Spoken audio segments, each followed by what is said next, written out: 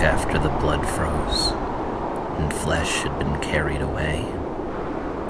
I saw my kin and friends, stains in the tundra snow.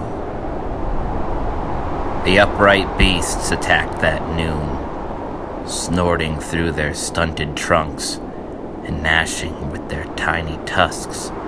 They preyed by instinct. We lashed our noses at them and impaled a few upon our teeth. Nature's defense, their fire claws, prevailed over nation and end. Now I stand on this frosted ledge, pondering truth into the celestial, to know my folk have what the wild ones will never, souls that ride the clouds.